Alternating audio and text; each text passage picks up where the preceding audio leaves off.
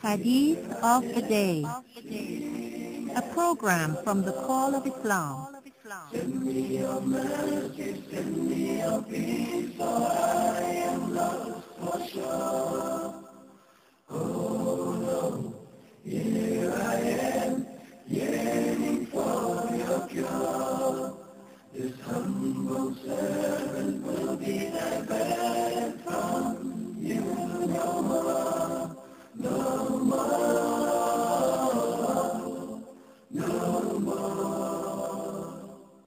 Assalamu alaikum. Welcome to COI Radio. Our program is Hadith of the Day. Today we'd like to talk about Hadith-i Qudsi, which is from the Prophet of Allah to our Prophet, the Prophet of Allah. And this hadith is found in Bihar al-Anwar. The hadith starts out in this way, and I'm just going to read a part of the hadith today. Ya Ahmad, laysa kullu man qal uhibbullah ahabbani. He says, O Ahmad, it is not the case that everyone who says, Uhibbullah, I love Allah, ahabbani, loves me. He says, and then Allah mentions 26 different traits. We're going to talk about one of those traits today. وَيَفِرَّ مِنَ الْعَاصِينَ فِرَارًا. Until, the hadith is like this, O Ahmad, it is not the case that everyone who says, I love Allah, loves me, and he runs away from the sinners, a thorough running away. He escapes from sinners. What we want to talk about today is one of the important points of self-building. What we're taught in hadith is that a man is on the religion of his friends. We pick up things from our friends without knowing. We are very much like those who we associate with. Now, we all know that human beings are social animals and that we're supposed to associate with others. But what happens is that we've been given instructions from the Ahlul Bayt on who to associate with, what kind of people to associate with. And we've also been told there are certain groups of people we're not supposed to associate with. Again, this is something for instructions for those who have spiritual ambition and would like to get closer to Allah subhanahu wa ta'ala. What happens is that we are not supposed to associate with those who are people who are given to open sin. And when we say this, we are talking about several groups of people. And we're talking about unnecessary association. So this does not mean that, for instance, if I'm living in a non-Muslim country and I'm not associating with sinners, then I don't go to work, I don't go to school, I don't have a job. No, we're not saying that. We're talking about unnecessary association, above and beyond the call of duty.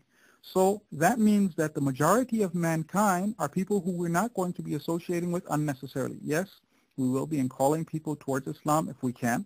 Yes, we will be behaving with them in a nice manner and behaving as representatives of Islam when we are interacting with others. But for non-Muslims, unnecessarily, there is no reason, there's no purpose, I'm just hanging out. No, actually, we're not going to be associating with non-Muslims. We're not going to be associating with those who are non-practicing Shias even, or our Sunni brethren unnecessarily. Just we go and pick these guys as the people to hang out with. That's actually not what we're going to be trying to do. We have in hadith again that the Prophet of Allah asks, he says, Ya Rab, kayfa adum ala dhikrik? Oh my Lord, how is it that I constantly remain remembering you?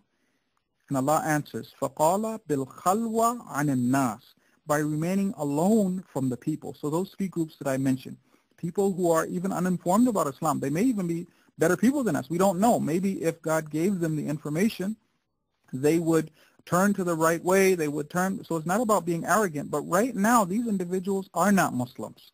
So unnecessarily associating with them is not going to be what we want to do for those of us who want to go on the spiritual path. Another group of people will be the people who are non-practicing Shias or are sinners, as was mentioned in Hadith. We're going to try and escape from them. What happens if we associate with them unnecessarily? There are several things which have been mentioned in the Hadith. Associating unnecessarily causes these things. It prevents us from remembering Allah and from gathering fadail. right? It just prevents us. This is not hadith yet, but unnecessary association with people who are ahlud dunya, who are given to sin, people who are heedless of the hereafter. It keeps us from remembering Allah and from gaining the hereafter and noble moral traits. What are some of the problems? Now this is hadith. One of the things that this produces is it produces nifaq in the hearts. There are certain levels of nifaq which even a believer might have. Nifaq meaning hypocrisy, and our hearts not being true believers as they should be, hypocrisy. So this causes hypocrisy. It causes our hearts to become hard. Unnecessary association with people who are given to committing all sorts of sin causes our hearts to become hard. It causes a lack of humility before God. Sometimes what happens is that we're in a situation where there's other people who are openly committing sins. We aren't strong enough to tell them no. We aren't strong enough to stop them from doing this. Even our own humility before God becomes compromised. Now, I am not respecting Allah as I should because others are disrespecting God. I'm not saying anything to them. I'm not stopping them. My own humility before God is compromised. The other thing that's mentioned in hadith is that faith or iman is forgotten. If I'm in a wrong company, they're doing other sorts of sins unnecessarily, then my own faith is forgotten. And the last thing that I'm going to mention right now is that shaitan comes. Shaitan comes and visits us at this time. So what do we want to do then? We want to associate with believers. We want to associate with others who remind us of Allah.